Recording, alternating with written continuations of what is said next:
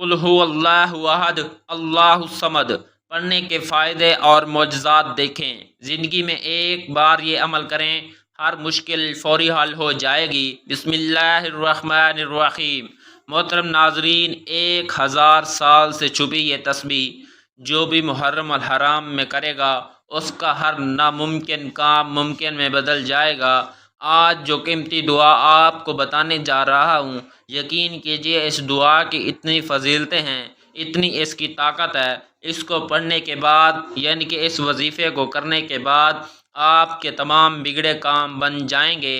اور یہ وہ وظیفہ ہے، یہ وہ دعا ہے، اس کو کرنے سے آپ کی زندگی میں ہر مشکلات اور پریشانی دور ہو جائے گی۔ آپ کی زندگی میں خوشیاں اور بہاریں آ جائیں گی۔ آپ کی نیک دلی خواہشات اور حاجت پوری ہو جائیں گی۔ حضرت ابو قتادہ رضی اللہ تعالیٰ عنہ سے مروی ہے کہ نبی اکرم صلی اللہ علیہ وآلہ وسلم نے ارشاد فرمایا: وَصِيَامٌ يَوْمَ عَاشُورَا احتسب علی اللہ ان یکفر السنۃ التی قبلہ۔ مجھے اللہ تعالیٰ سے امید ہے کہ یوم عاشورہ کے روز گزشتہ 1 سال کے گناہ اور کفارہ بن جائے گا۔ حضرت عائشہ سے مروی ہے کہ قریش کے لوگ دور جاہلیت میں عاشورہ کا روزہ رکھا کرتے اور نبی اکرم صلی اللہ علیہ وآلہ وسلم بھی یہ روزہ رکھتے تھے۔ پھر جب آپ مدینہ تشریف لے آئے تو تب بھی عاشورہ کا روزہ رکھتے اور صحابہ کرام کو بھی اس دن روزہ رکھنے کا آپ نے حکم دے رکھا تھا۔ البتہ جب رمضان کے روزے فرض ہوئے تو عاشورہ کی فرضیت ختم ہو گئی، لہٰذا اب جو چاہے نہ رکھے۔ ناظرین، اس وظیفے کو حضرت ارطغرل غازی رحمۃ اللہ علیہ کیا کرتے تھے۔ ارطغرل غازی آپ نے ڈرامے والا نہیں سمجھ لینا، جو اصل میں ارطغرل غازی تھا۔ اکثر ایسا ہوتا ہے، جو پہلے زمانے گزرے ہوتے ہیں، جو پہلے جنگیں ہوئی ہوتی ہیں یا پہلے کوئی بڑی شخصیات گزری ہوتی ہیں، ان کے اوپر ڈرامے اور فلمیں لکھی جاتی ہیں۔ اسی طرح ارطغرل غازی ہیں۔ ارطغرل غازی وہ شخصیات تھے جنہوں نے کسی بھی جنگ میں شکست نہیں کھائی، ہمیشہ کامیابی ہی ملی۔ وہ یہ وظیفہ کیا کرتے تھے جو آج میں آپ کو بتانے جا رہا ہوں۔ اب یہ سوال یہ ہے کہ مجھے کیسے پتہ چلا؟ حضرت ارطغرل غازی رحمۃ اللہ علیہ کیا کرتے تھے، وہ یہ تسبیح پڑھا کرتے تھے۔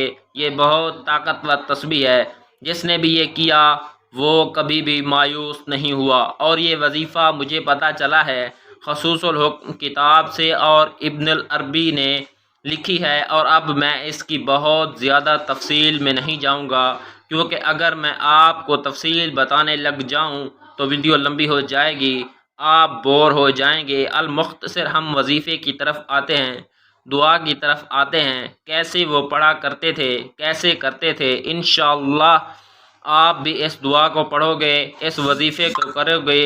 اس کا ایک خاص طریقہ ہے، وہ بھی آپ کو بتاؤں گا۔ اگر آپ اس طریقے سے کرو گے، انشاءاللہ آپ کے بگڑے کام بن جائیں گے۔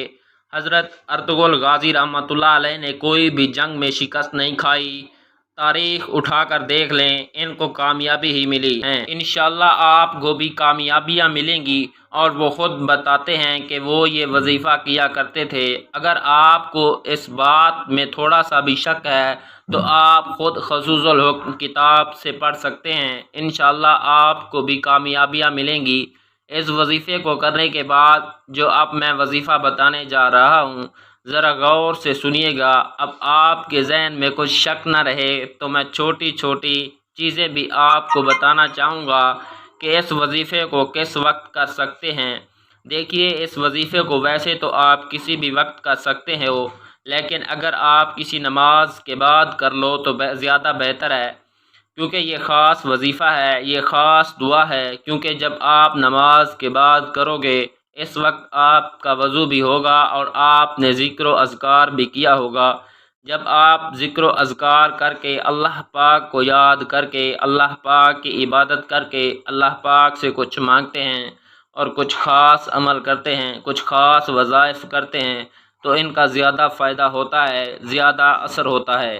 اگر آپ کسی نماز کے بعد کر لیں تو بہتر ہوگا، ویسے آپ کسی بھی وقت کر سکتے ہیں، جب بھی آپ کو وقت ملے، کوئی پابندی والی بات نہیں۔ اور اس دعا کو، اس وظیفے کو بچہ بھی کر سکتا ہے، مرد بھی کر سکتا ہے اور عورت بھی کر سکتی ہے۔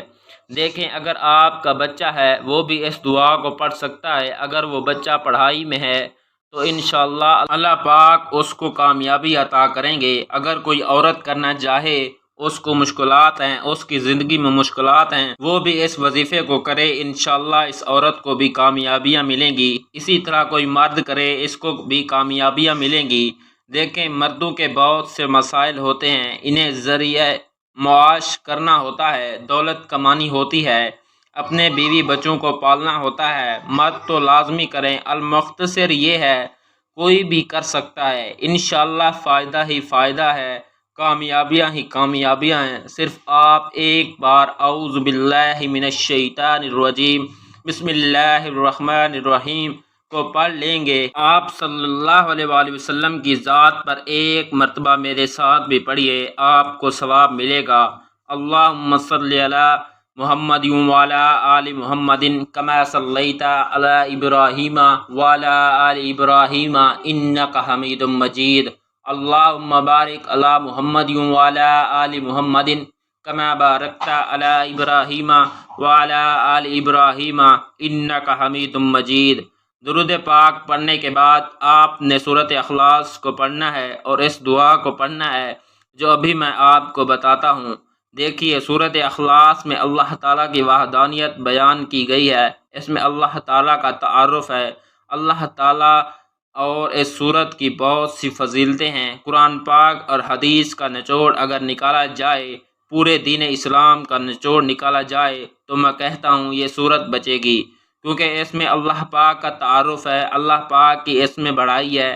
بے شک اللہ تعالیٰ ہی ہیں جو اس سب کو نوازتے ہیں اور سب کی مشکلات دور کرتے ہیں۔ آپ نے 41 بار اس سورت کو پڑھنا ہے، اس وظیفے کا حصہ ہے۔ تھوڑی سی تعداد زیادہ ہو سکتی ہے لیکن اس کے جو کمالات ہیں انشاءاللہ آپ خود دیکھو گے۔ سورۃ اخلاص کے بہت سارے فوائد ہیں۔ نمبر 1، اللہ رب العزت 300 غضب کے دروازے بند کر دے گا، مثلا دشمنی، قرض، فتنہ وغیرہ۔ 300 دروازے رحمت کے کھولے گا، 30 دروازے رزق کے کھولے گا، اللہ غائب سے رزق دے گا، اللہ پاک اپنے علم سے علم دے گا، 36 مرتبہ قرآن پاک کا ثواب ملے گا، 50 سال کے گناہ معاف ہوں گے، اللہ پاک جنت میں 20 گھر دے گا جو قوت مرجان زمرد کے بنے ہوئے ہوں گے۔ اس کے بعد یہ دعا سن لیجئے، سبحان اللہ والحمد للہ ولا الہ الا اللہ واللہ اکبر ولا حول ولا قوت الا باللہ العلی العظیم۔